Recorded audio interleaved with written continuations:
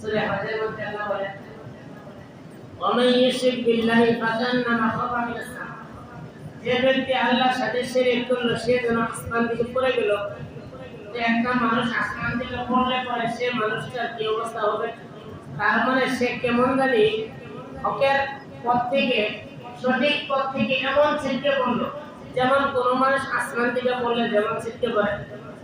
শুধু তাই না, পড়ার সাথে সাথে ফাতাক্তা বহুকাই পাখিটাকে ছুঁড়ে নিয়ে গেল। পড়ার সাথে সাথে কোন মানুষকে তো পাখি এসে তাকে খেয়ে ফেলল।